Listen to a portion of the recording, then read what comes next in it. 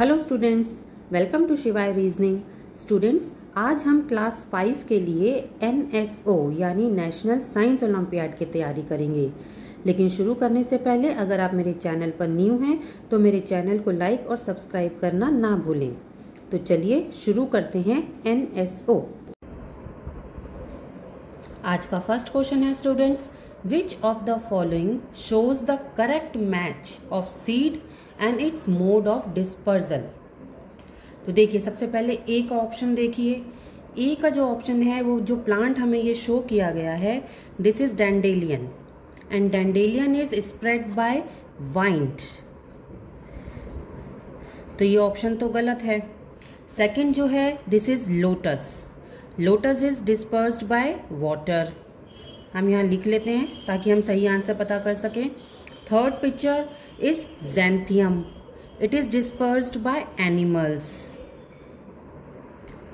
And the last picture is peas and it is dispersed by explosion.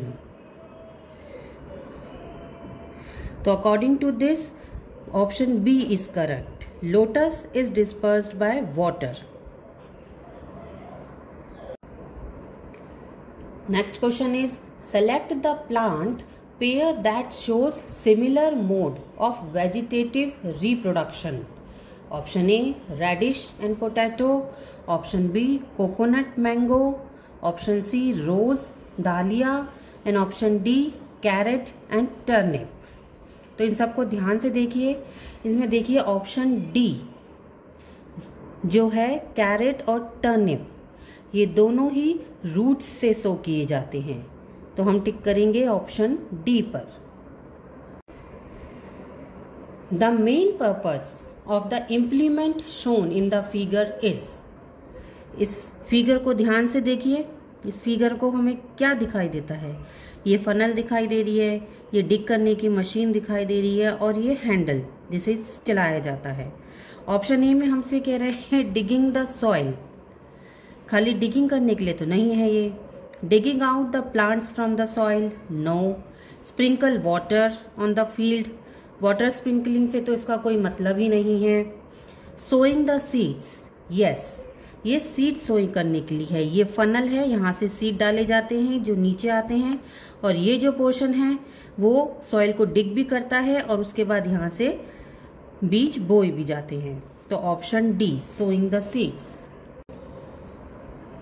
Next question है students, if part X will be absent in a plant, new plant will not be produced.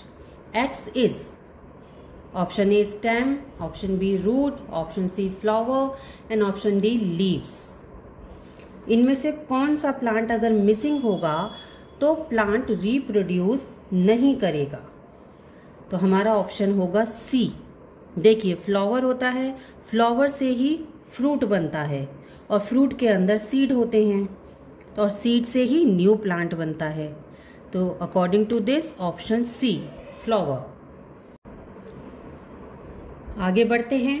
The given figure shows plants part labelled as P, Q and S.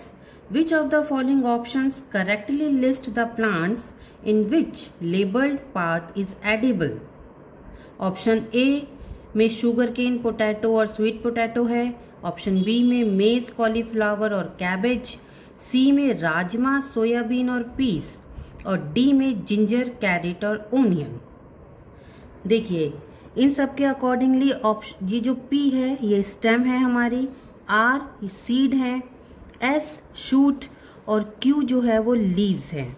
तो इसके accordingly हमें option C सही लगता है। Rajma, soybean और piece, इन तीनों में ही seed part जो होता है वो एडिबल होता है। तो option C is correct. Dash is the tool used for sowing seeds in agriculture. बहुत ही इजी क्वेश्चन है स्टूडेंट्स। पहला ऑप्शन है हो, नहीं, plough, no, seed drill, yes, या फिर शॉवल, नो। सभी को पता है seed drill is a tool used for sowing seeds in agriculture. आगे बढ़ते हैं। The plant X can be. इस फिगर को देखिए, यहाँ पे प्लांट यील्ड कुकिंग ऑयल भी है एक्स और यील्ड स्पाइस भी है। तो मस्टर्ड, कोरिएंडर, क्लोव और बोथ ए एंड सी, इनमें से कौन सा ऑप्शन है? तो प्लांट एक्स जो है वो हमारा मस्टर्ड है, जो कि कुकिंग ऑयल भी होता है और एक स्पाइस भी होता है। The seed shown here is most likely to be dispersed by. अब यहाँ पे सीड देखिए कौन सा है। ये फिगर जो है ये सीड है ज़ैंथियम की। ज़ैंथियम जो होता है इसमें ये जो स्टिफ हेयर होते हैं, काफ़ी स्टिफ होते हैं और एनिमल्स की स्किन में ये फंस जाते हैं और एनिमल्स के थ्रू इधर उधर चले जाते हैं। तो it is dispersed by animals, not by water, not wind और कैन नॉट से का तो ऑप्शन ही, तो option C is correct. Refer to the given figure and select the incorrect option regarding it. इस फिगर को देखिए, W हमारा flower है, Z लीफ, X स्टेम और Y जो है वो रूट्स हैं। तो ऑप्शन पढ़ते हैं। Option A, in some plants W plays no important role in reproduction, for example sugar cane, ये तो सही है।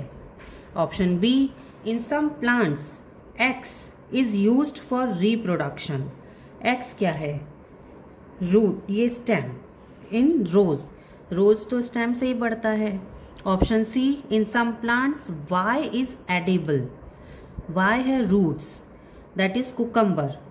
ये इनकरेक्ट स्टेटमेंट है क्योंकि कुकम्बर जो है उसका फ्रूट खाया जाता है, स्टेम्स नहीं।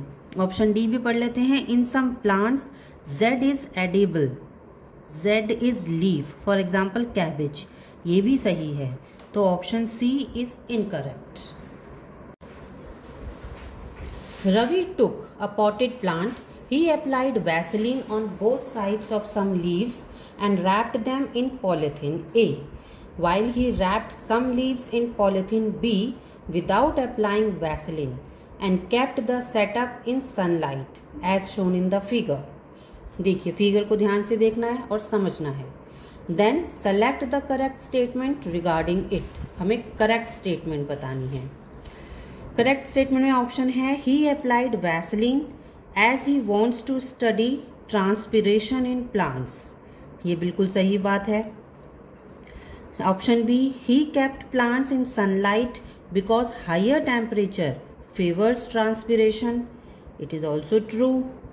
Water released by leaves through transpiration in polythene B turns into water droplet by condensation, ये भी ट्रू है। तो यानी कि ऑल ऑप्शंस आर करेक्ट। तो option D, all of these. Refer to the given figure and select the correct option about the parts X and Y of seed. Figure को observe कीजिए, ये एक्स पार्ट है और ये Y part दिया गया है हमें। अब ऑप्शन ए है, part X gives rise to the new plant. Option B, part Y gives nutrition to the young plant. Option C, part Y gives rise to the new plant, या फिर both A and B. देखिए ये जो x है ये हमारा baby plant है जिसे हम एम्ब्रोयो भी कहते हैं, और जो वाई पार्ट है उसे सीड लीव्स कहते हैं, और यहाँ पर ये खाना स्टोर करता है। तो हमारा ऑप्शन ए तो सही है, part X gives rise to new plant. जब बेबी प्लांट है तो ये नए को राइज करेगा ही, और जो वाई में है हमारा फूड होता है तो वाई हमें न्यूट्रिशन भी देता है। तो यानी option B is also correct. तो according to this A and B, option D is correct. Shruti took a white carnation flower and split its stalk halfway along the length and arranged a setup as shown in the figure. After some time, she observed that half of the petals turned blue and half turned red. A section through stem also shows blue and red colored areas. What can she infer from this experiment? Option A, stem conducts water to all plant parts. It is true. Stem has localized structure for conduction of water. ये भी सही बात है. Stem conducts solutes along with water. ये भी सही बात है. तो option D, all of these is correct.